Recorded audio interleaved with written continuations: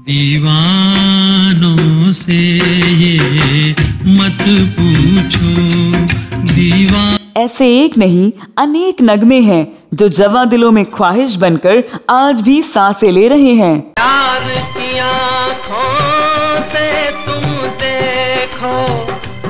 ऐसे गीतों को मुकेश साहब ने अपनी जादुई आवाज से अमर बना दिया। कभी कभी मेरे दिल में ख्याल आता। इस गीत ने कभी कभी ही नहीं बल्कि प्यार में डूबे हर एक शख्स के दिल में हमेशा के लिए जगह बना ली है।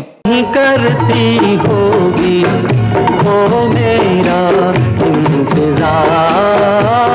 इस महान गायक के बिछड़े हुए वर्षों बीत गए हैं, लेकिन उनकी रूहानी आवाज हमारे कानों से जुदा होने को आज भी तैयार नहीं है। रुक जाओ जाने वाली रुक जा, मैं तो राही तेरी मंजिल। उनके गीतों में ऐसी मिठास होती है कि जितना भी सुनो जी नहीं भरता। मुझको यारो माफ करना, मैं नशे में हूँ।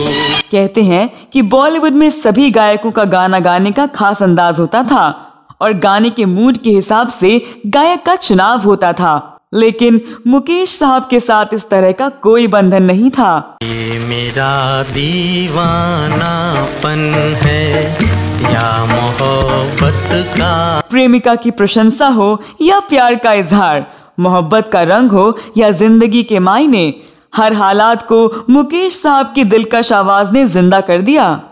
तौबा ये मत वाली चाल, झुक जाए फूलों की डाल, चांद और सूरज। मुकेश भारत के उन चुनिंदा गायकों में हैं जिनके गीत सरहद लांघकर दूसरे मुल्कों में भी गूंजने लगे थे। नजरें तो उठा के देख जरा तेरे सामने ये दीवान।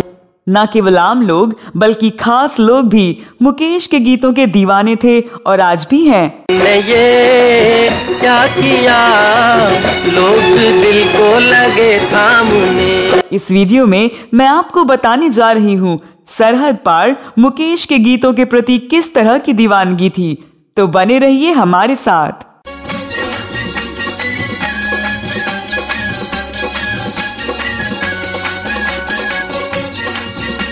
दोस्तों, मुकेश ने अपने 35 साल के करियर में फिल्मों के लिए लगभग 900 गीत गाए, लेकिन उनके लोकप्रिय गीतों की संख्या इतनी ज्यादा है कि लगता है कि मुकेश ने कई हजार गीत गाए होंगे।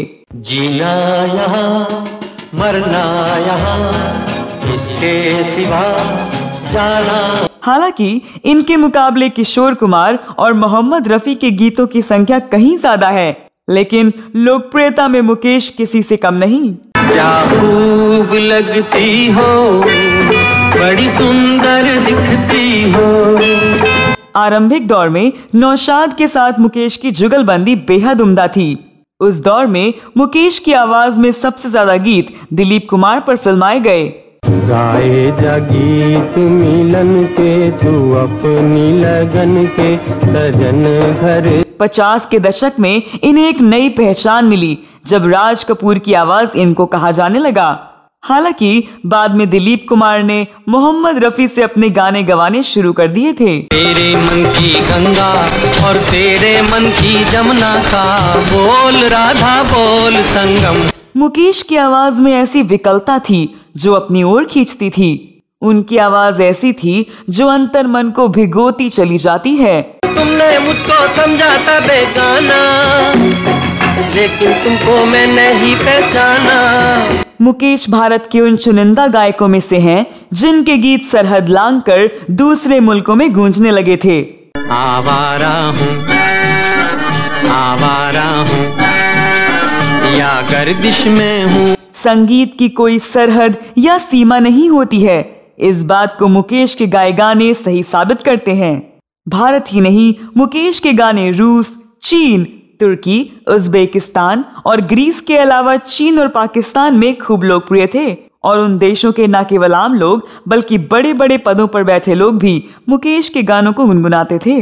आवारा हूँ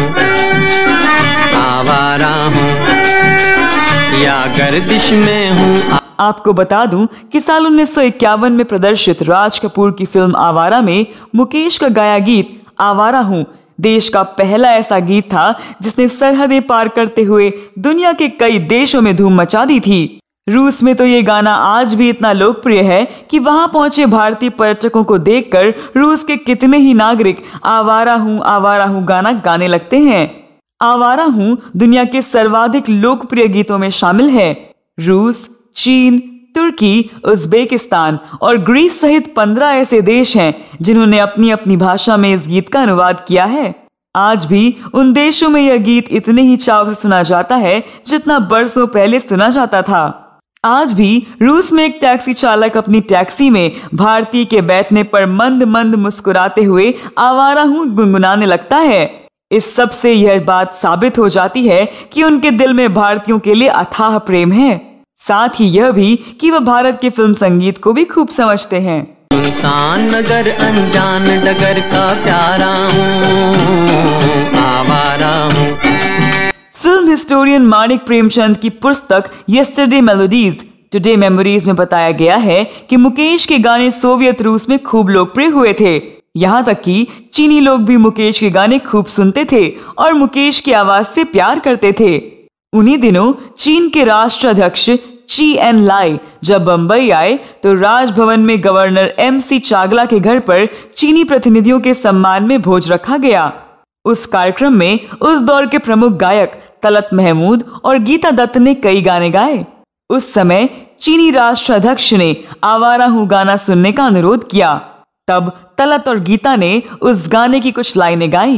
आवारा हूँ, आवारा हूँ, या गर्दिश में हूँ। इस पुस्तक में बताया गया है कि पाकिस्तान की प्रधानमंत्री बेनजीर भुट्टो तो मुकेश के गानों की दीवानी थी। जब भी वह अपनी गाड़ी में होती तो मुकेश के गाने ही सुनती। माना जाता था कि प्रधानमंत्री के तौर पर कामकाज की जो जिम्मेदारियां और उन पर जो तनाव था उससे राहत पाने के लिए वो मुकेश के गाने सुना करती थी। आज हालांकि मुकेश साहब को गुजरे कई दशक हो चुके हैं, लेकिन आज भी ऐसे लोगों की संख्या लाखों में है जो जीवन के दुख दर्द और तनावों से राहत पाने के लिए मुकेश के गाने सुनते हैं और उससे उनके दिल को सुकून मिलता है। हम तो तेरे आशिक हैं सदियों पुराने, हम तो तेरे आशिक। तो दोस्तों, आपको मुकेश साहब के गाने कैसे लगते हैं और मुकेश के गाए वो कौन से गीत हैं जिनको सुनकर आप सुकून पाते हैं?